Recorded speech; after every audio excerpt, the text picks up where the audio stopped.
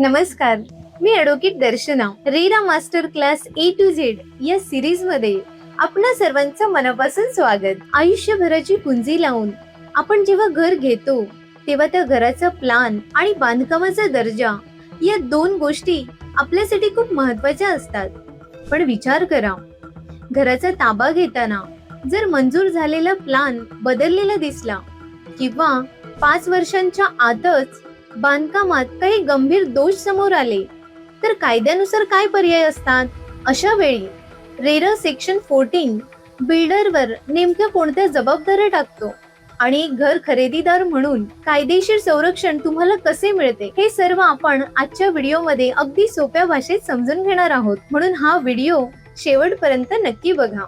सर्वात पहिला आणि महत्वाचा नियम सेक्शन 14 सबसेक्शन 1 मंजूर प्लॅन नुसारच काम, म्हणजेच अधेरन्स टू सँक्शन प्लॅन. यात अगदी साधी गोष्ट सांगितले, बिल्डरने रेरा आणि प्लॅनिंग ऑथॉरिटी कडून जो प्लॅन मंजूर करून घेतला आहे त्याला तंतोतंत तसेच काम करावे लागेल. समजा तुमच्या वैयक्तिक फ्लॅट मध्ये काही बदल करायचा असेल तर तुमची परवानगी हवी, आणि जर संपूर्ण इमारतीचा किंवा लेआउटचा प्लॅन बदलायचा असेल तर कमीत कमी 2/3 खरेदीदारांची लेखी संमती आवश्यक आहे. थोडक्यात काय तर तुमच्या परवानगीशिवाय बिल्डर मूळ प्लॅन मध्ये कोणताच बदल करू शकत नाही.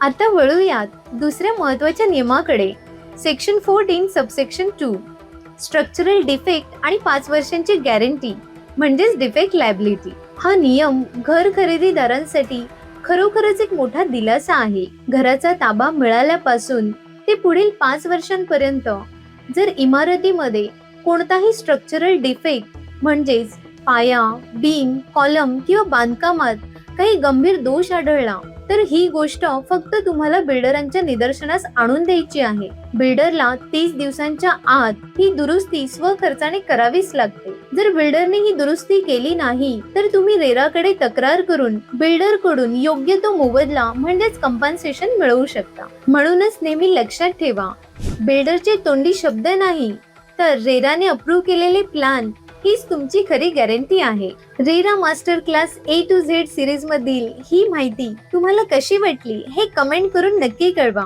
आणि हो, तुमचा हाच हक्क तुमच्या मित्रांपर्यंत आणि नातेवाईकांपर्यंत पोहोचवण्यासाठी व्हिडिओला शेअर करा. अशाच सोप्या कायदेशीर माहितीसाठी आपल्या व्हिडिओला लाईक करा आणि सबस्क्राईब करायला विसरू नका. भेटूया पुढच्या एपिसोड मध्ये अशाच एका महत्वाच्या सेक्शन सह. थँक्यू.